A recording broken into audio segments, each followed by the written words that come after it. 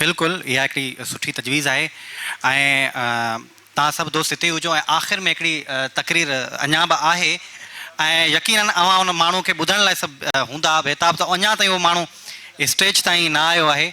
सो आउं गुज़ारिश कंदुसि उनखां पहिरीं साईं जलाल मोहम्मद शाह जा ॻाल्हि कई पिए मसरूर शाह जी, त आउं साईं ऐं तव्हां सभिनि जी जेको नॉलेज में इहा ॻाल्हि करियां त मसरूर शाह ऐं असां दोस्तनि गॾिजी हिकु स्टडी सर्किल जेको आहे हींअर हुनजो पहिरीं मसरूर शाह साहब हलायो पिए, पर हिन वक़्तु पूरी सिंध जी 5,500 साल तारीख़ में पहिरियों दफ़ा थिए पियो जो असां सिंध जी हिस्ट्री खे मुकमिल नमूने सां पढ़ूं पिया।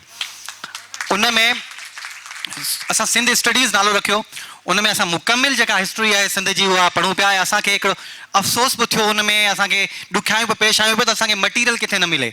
जीअं मिसाल आहे त 275 BC खां पोइ राय घराणे ताईं असांखे मटीरियल सिंध जो मिले ई न, त सिंध जे कहिड़े माण्हुनि ते लिखियो आहे।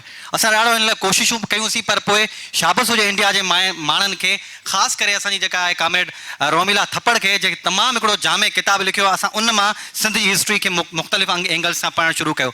सो मसरूर शाह सम्झां थो तमामु वॾो हिन वक़्तु सिंध जो नालो आहे। असां नौजवाननि खे उहो वरी मुख़्तलिफ़ अंदाज़ सां पूरी जेके हिस्ट्री पढ़ाइण जी कोशिशि करे पियो। जेके माण्हू आया आहिनि आउं उन्हनि जो शुक्रियो बि अदा करियां थो। ऐं आख़िर में गुज़ारिश कंदुसि चाचा अज़ीज़ भुरगड़ी खे, जेको हमेशह ई महफ़िलूं ऐं मेड़ा मचाईंदो रहंदो आहे, हमेशह भुरगड़ी साहब ते हू ईअं कमु कंदो रहंदो आहे, वारियाना अंदाज़ में हुनजी जेका रईस सां जेका मोहबत आहे उनखे ईअं ई अव्हां जे साम्हूं पेश कंदो रहंदो आहे। ऐं गुज़ारिश कंदुसि चाचा अब्दुल अज़ीज़ भुरगड़ी साहब खे त पाण अचनि, अव्हां सभिनि जो शुक्रियो अदा कनि।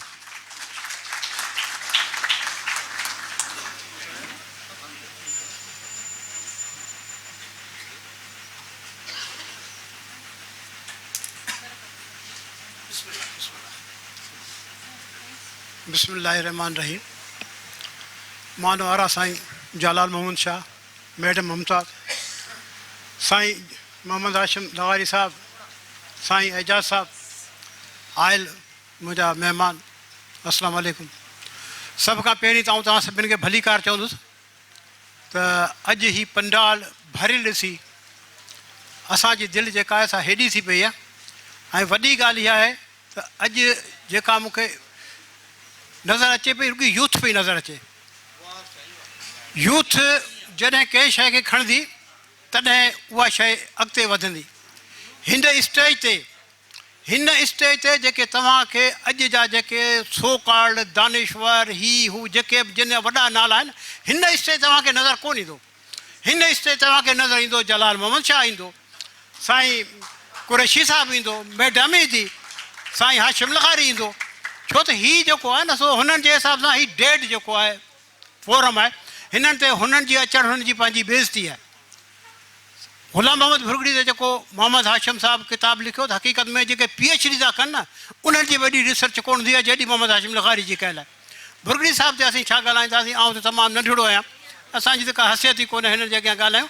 पर हिकिड़ी शइ खे खणंदे जो न, जीअं साईं चयो त हीउ जेको असां हलायो भुरगड़ी जो नालो ग़ुलाम मोहम्मद भुरगड़ी, उन खां पोइ हाजी रफ़ीक भुरगड़ी वेठो आहे, जेको मुंहिंजे पुराणे दोस्तनि मां हिकिड़ो ॿ दोस्त ॿिया वेठा आहिनि।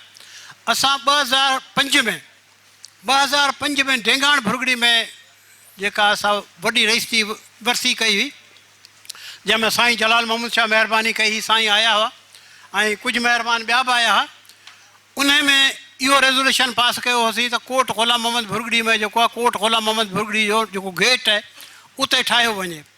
उहो हलंदे हलंदे असांजे MPAs खे महिरबानी हुआ, उन वक़्तु नूर अहमद ख़ान तहलके कोट ग़ुलाम मोहम्मद जो चेयरमैन हो, महिरबानी थी उहो ठहियो। ॿी असांजी काविश इहा हुई त ग़ुलाम मोहम्मद भुरगड़ी जो किताब मां नालो ग़ाइबु थी वियो। हितां ई रेज़ोल्यूशन पास कंदा हुआसीं, हितां ई मतिलबु थियो त जीअं साईं ॿुधायो त हींअर 7वीं क्लास में उहो नालो अची वियो आहे।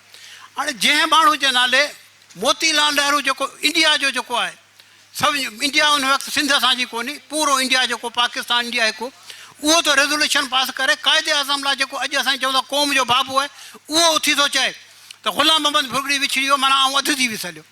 त हाणे उन ग़ुलाम मोहम्मद भुरगड़ी जो कद काठ छा हो? उन जे कद काठ खे असां सभिनि विसारे छॾियो आहे।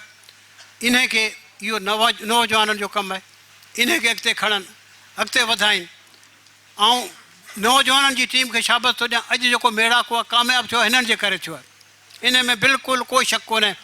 असां हमेशह कोशिशि कंदा हुआसीं 25-30 कुर्सियूं भरबियूं हुयूं असां बि कंधु हेठि करे मड़ी पंहिंजो ॾींहाड़ो मल्हाए वेंदा हुआसीं ऐं दोस्तनि खे जस्तो ॾियां जिन मतिलबु हिन खे कामयाबु कयो अवां सभिनि जो शुक्रगुज़ार आहियां अवां पंहिंजो क़ीमती वक़्तु कढी को किथां आयो आहे को किथां आयो आहे अलाए डॉक्टर मोहम्मद खे चयूं ॻाल्हाए जी पर अलाए छो हुनखे या मौक़ो कोन ॾिनो या अलाए छा थियो अब्दुल मतीन ख़ान ग़ुलाम मोहम्मद ख़ान भुरगड़ी छा हो अॼु तव्हां ॾिसी छॾियो ग़ुलाम मोहम्मद भुरगड़ी लाइ थोरो कोशिशूं करियो नौजवान आहियो थोरो क़दम अॻिते वधायो ऐं अदी शाहाना महिरबानी सां आए वे महिरबानी मैडम जो बि महिरबानी मैडम तव्हांजी महिरबानियूं तव्हां वक़्तु कढी आदियूं तव्हां सभिनि जी महिरबानियूं वक़्तु तमामु घणो थी वियो आहे हल्की फुल्की रिफ्रेशमेंट जो जेको इंतज़ाम कयो अथऊं ऐं